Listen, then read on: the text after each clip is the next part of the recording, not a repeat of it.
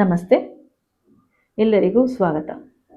ಕಳೆದ ವಾರ ಸಂಚಿಕೆಯಲ್ಲಿ ಮಕ್ಕಳ ನೆನಪಿನ ಶಕ್ತಿಯನ್ನು ಹೇಗೆ ಹೆಚ್ಚಿಸಬೇಕು ಅನ್ನೋದ್ರ ಬಗ್ಗೆ ಒಂದಿಷ್ಟು ಟಿಪ್ಸ್ಗಳನ್ನು ನಿಮ್ಮ ಜೊತೆ ನಾನು ಶೇರ್ ಮಾಡಿದ್ದೆ. ಈ ವಾರದ ಈ ಸಂಚಿಕೆಯಲ್ಲಿ ಮಕ್ಕಳ ನೆನಪಿನ ಶಕ್ತಿ ಏನಕ್ಕೆ ಕಡಿಮೆ ಆಗುತ್ತೆ, ಎಸ್ಪೆಷಲಿ ಎಕ್ಸಾಮ್ ಹಾಲ್ನಲ್ಲಿ ಓದಿದನ್ನೆಲ್ಲ ಏನಕ್ಕೆ ಮರ್ತು ಹೋಗ್ತಾರೆ, ಅವರಿಗೆ ಫೋಕಸ್ ಮಾಡೋಕ್ಕಾಗಲಿಲ್ಲ, ತುಂಬ ಆಂಗ್ಸೈಟಿ ಆಗುತ್ತೆ, ಯಾಕೆ ಹೀಗಾಗುತ್ತೆ ಅನ್ನೋದ್ರ ಬಗ್ಗೆ ನಿಮಗೆ ತಿಳಿಸ್ಕೊಡ್ತೀನಿ.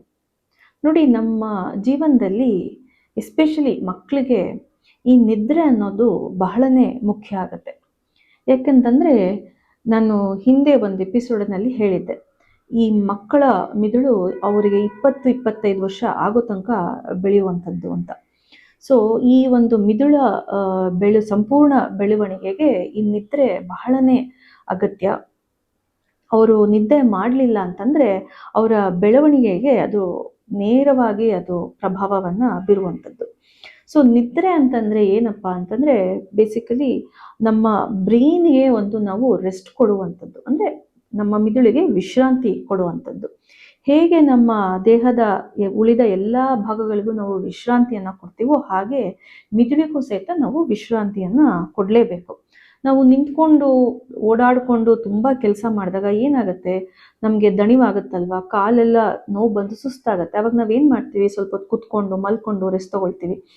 ಹಾಗೆಯೇ ಮಿದುಳಿಗೂ ಸಹಿತ ಇಡೀ ದಿವಸ ಬಹಳಷ್ಟು ಕೆಲಸಗಳನ್ನು ಅದು ಮಾಡಿರುತ್ತೆ. ಅಂದರೆ ಎಷ್ಟು ವಿಷಯಗಳ ಬಗ್ಗೆ ಅದು ಯೋಚನೆ ಮಾಡ್ತಾ ಇರುತ್ತೆ. ಎಸ್ಪೆಷಲಿ ಮಕ್ಕಳು ಎಷ್ಟು ಸಮಸ್ಯೆಗಳನ್ನು ಎದುರಿಸ್ತಾ ಇರ್ತಾರೆ, ಒತ್ತಡಗಳನ್ನು ಫೇಸ್ ಮಾಡ್ತಾ ಇರ್ತಾರೆ. ಸ್ಕೂಲಿಗೆ ಹೋಗಬೇಕು, ಟ್ಯೂಷನ್ಸ್ಗೆ ಹೋಗಬೇಕು, ಅಲ್ಲಿ ಸ್ಕೂಲಲ್ಲಿ ಏನೇನಾಗ್ತಿದೆಯೋ ಅದನ್ನೆಲ್ಲ ಎದುರಿಸ್ಬೇಕು. ಜೊತೆಗೆ ಎಷ್ಟು ಸಬ್ಜೆಕ್ಟ್ಸ್ಗಳು ಅವರು ಓದಬೇಕು, ಅರ್ಥ ಮಾಡ್ಕೋಬೇಕು, ನೆನಪಲ್ಲಿ ಇಟ್ಕೋಬೇಕು. ಎಷ್ಟು ಕಾಂಪಿಟೇಟಿವ್ ಆಗಿದೆ ಇವಾಗಿನ ಕಾಲದಲ್ಲಿ ಮಕ್ಕಳಿಗೆ ಅವರ ಸ್ಟಡೀಸ್ ಅಂತಂದರೆ ವಿಪರೀತವಾದ ಕಾಂಪಿಟೇಷನ್, ಕಂಪ್ಯಾರಿಸನ್ಸು, ಸ್ಟ್ರೆಸ್ಸು ಇರುವಂಥದ್ದು. ಸೊ ಇಷ್ಟೆಲ್ಲದನ್ನು ಫೇಸ್ ಮಾಡೋದಕ್ಕೆ ಅವ್ರಿಗೆ ಹೆಲ್ಪ್ ಮಾಡ್ತಿರೋದು, ಒಂದು ಫೌಂಡೇಶನ್ ಆಗಿ ಭದ್ರವಾಗಿ ನಿಂತಿರುವಂಥದ್ದು ಅಂದರೆ ಅವರ ಮೆದುಳು ಅಲ್ವಾ. ಅವರ ಬುದ್ಧಿಶಕ್ತಿ ಆಗಲಿ, ಅವರ ಮಾನಸಿಕ ಶಕ್ತಿ ಎಲ್ಲನೂ ಚೆನ್ನಾಗಿ ನಿಭಾಯಿಸ್ತಿರುವಂಥದ್ದು ಈ ಒಂದು ಮಿದುಳು.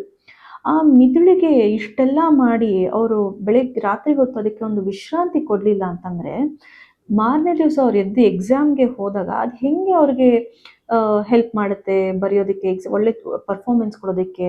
ನೀವೇ ಯೋಚನೆ ಮಾಡಿ ನೋಡಿ. ಹೇಗೆ ಅಂದರೆ ಈ ನಿದ್ರೆ ಮಾಡುವಾಗ ಮೆದುಳು ರೀಬೂಟ್ ಆಗುತ್ತೆ, ಸಿಸ್ಟಮ್ ರೀಬೂಟ್ ಆದಂಗೆ ಅದು ರೀಬೂಟ್ ಆಗುತ್ತೆ, ಮೊಬೈಲ್ ರೀಚಾರ್ಜ್ ಆದಂಗೆ ಅದನ್ನು ರೀಚಾರ್ಜ್ ಆಗುತ್ತೆ. ಈ ಒಂದು ನಿದ್ರೆ ಟೈಮಲ್ಲಿ ಬೇಕಾದಷ್ಟು ಒಂದು ಹೊಸ ಕನೆಕ್ಷನ್ಸ್ಗಳು ಬೆಳೀತಾ ಇರುತ್ತೆ, ತುಂಬ ಇಂಪಾರ್ಟೆಂಟ್ ಆಗಿರೋ ಪ್ರಾಸೆಸ್ಗಳು ನಡೀತಾ ಇರುತ್ತೆ. ಮತ್ತು ಈ ನಾನು ಲಾಸ್ಟ್ ಎಪಿಸೋಡಲ್ಲಿ ಹೇಳಿದ್ನಲ್ಲ, STM ಅಂದರೆ ಶಾರ್ಟ್ ಟರ್ಮ್ ಮೆಮೊರಿನಲ್ಲಿ ಏನು ವಿಷಯಗಳು ಸಂಗ್ರಹಣೆ ಆಗಿರುತ್ತೋ ಅದು ಲಾಂಗ್ ಟರ್ಮ್ LTMಗೆ ಅದು ವಿಷಯ ಸಂಗ್ರಹಣೆಗಳೆಲ್ಲ ಶಿಫ್ಟ್ ಆಗಬೇಕು. ಸೊ ಈ ಒಂದು ಪ್ರಾಸೆಸ್ ಏನಿದೆ, ಕ್ರಿಯೆ ಏನಿದೆ, ಈ ಕ್ರಿಯೆ ಸಹಿತ ನಡೆಯುವಂಥದ್ದು ಮೆದುಳು ವಿಶ್ರಾಂತಿ ಪಡೆಯುವಾಗ.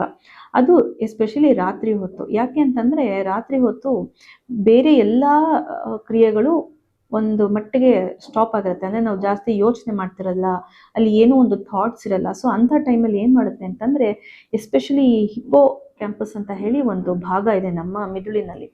ಸೊ ಅದು ಈ ಒಂದು ಕಾರ್ಯವನ್ನು ನಿರ್ವಹಿಸುವಂಥದ್ದು. ಅಂದರೆ STM ಇಂದ LTMಗೆ ಮೆಮೊರಿನ ಟ್ರಾನ್ಸ್ಫರ್ ಮಾಡುವಂಥದ್ದು. ಸೊ ಈ ಕ್ರಿಯೆ ರಾತ್ರಿ ಹೊತ್ತೇ ಆಗೋದು ಅಂತ ಹೇಳಿ ಬೇಕಾದಷ್ಟು ಸೈಂಟಿಫಿಕ್ ಸ್ಟಡೀಸ್ಗಳು ಇದನ್ನ ಪ್ರೂವ್ ಮಾಡಿ ತೋರಿಸಿದ್ದಾರೆ. ಸೊ ಹಾಗಾಗಿ ನೀವು ಮಕ್ಕಳು ಏನೇ ಓದಿದ್ರೂ ಅದು ಶಾರ್ಟ್ ಟರ್ಮ್ ಮೆಮೊರಿಯಿಂದ ಲಾಂಗ್ ಟರ್ಮ್ ಮೆಮೊರಿಗೆ ಅದು ಶಿಫ್ಟ್ ಆಗಬೇಕು ಅಂತಂದರೆ ಮಕ್ಕಳು ರಾತ್ರಿ ಹೊತ್ತು ನಿದ್ದೆ ಮಾಡಲೇಬೇಕು. ಅಟ್ಲೀಸ್ಟ್ ಒಂದು 6 to 7 hours ಮಿನಿಮಮ್ ನಿದ್ದೆನಾರು ಮಕ್ಕಳು ಮಾಡಲೇಬೇಕು ಅಂತ ಹೇಳಿ ನಮ್ಮ ವೈಜ್ಞಾನಿಕ ಅಧ್ಯಯನಗಳು ಹೇಳುತ್ತವೆ. ಇಲ್ಲ ಅಂತಂದರೆ ಮಕ್ಕಳಿಗೆ ಆ ಒಂದು ಫ್ರೆಶ್ನೆಸ್ ಇರಲ್ಲ. ಮಾರನೇ ದಿವಸ ಪರೀಕ್ಷೆಗೆ ಹೋದಾಗ ಒಂಥರ ಬಾಡಿದ ಹೂವಿನಂತೆ ಆಗ್ಬಿಡುತ್ತೆ ನಿದ್ರೆ ಇಲ್ಲ ಅಂದರೆ ಮಿದುಳು. ಆ ಬಾಡಿದ ಹೂವಿನಲ್ಲಿ ನೀನು ನಂಗೆ ಒಳ್ಳೆ ಜ್ಞಾಪಕ ಶಕ್ತಿ ಕೊಡು, ಒಳ್ಳೆ ಪರ್ಫಾರ್ಮೆನ್ಸ್ ಕೊಡು ಅಂದರೆ ಹೇಗೆ ಕೊಡೋಕ್ಕೆ ಸಾಧ್ಯ ಅಲ್ವಾ? ಅದೇ ನೀವು ನಿದ್ದೆ ಮಾಡಿ ಹೋದರೆ ಒಂದು ಅರಳಿದ ಹೂವು ಥರ ಇರುತ್ತೆ ನಿಮ್ಮ ಮಿದುಳಿನಲ್ಲಿ. ಆವಾಗ ನೀವು ಏನು ಬೇಕಾದ್ರೂ ಎಕ್ಸ್ಪೆಕ್ಟೇಷನ್ ಇಟ್ಕೋಬೋದು, ಚೆನ್ನಾಗಿ ಪರ್ಫಾರ್ಮ್ ಮಾಡ್ತೀರಾ, ನಿಮ್ಮ ಮೆಮೊರಿನೂ ಚೆನ್ನಾಗಿರುತ್ತೆ, ಫೋಕಸ್ ಚೆನ್ನಾಗಿರುತ್ತೆ ಎಕ್ಸಾಮ್ ಹಾಲಲ್ಲಿ, ಆಂಗ್ಸೈಟಿ ಇರಲ್ಲ, ಸ್ಟ್ರೆಸ್ ಇರಲ್ಲ.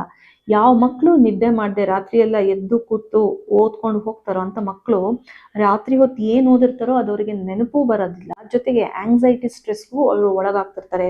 ತಲೆನೋವು, ವಾಂತಿ ಆಗುವಂಥದ್ದು, ಫುಲ್ಲು ಬ್ಲ್ಯಾಂಕ್ ಔಟ್ ಆಗಿಬಿಟ್ಟಿರ್ತಾರೆ ಎಕ್ಸಾಮ್ ಟೈಮಲ್ಲಿ. ಯಾಕಂದರೆ ನಿದ್ದೆ ಇರಲ್ಲ. ಹೇಗೋ ಒಂದು ಬರೆದು ಸದ್ಯ ಮನೆಗೆ ಹೋದರೆ ಸಾಕಪ್ಪ, ನಿದ್ರೆ ಮಾಡಿದ್ರೆ ಸಾಕಪ್ಪ ಅನ್ನೋಂಗೆ ಆಗ್ಬಿಟ್ಟಿರ್ತಾರೆ. ಸೊ ಈ ಎಲ್ಲ ಕಾರಣಗಳಿಗಾಗಿ ಮಕ್ಕಳಿಗೆ ಪೋಷಕರು ಅವರು ರಾತ್ರಿ ಹೊತ್ತು ಎಕ್ಸಾಮ್ ಹಿಂದಿನ ದಿವಸ ಕೂತ್ಕೊಂಡು ಮಲ್ಕೊಂಡು ನಿದ್ದೆ ಮಾಡೋ ಥರ ಮಾಡೋದು ಪೋಷಕರ ಕರ್ತವ್ಯ.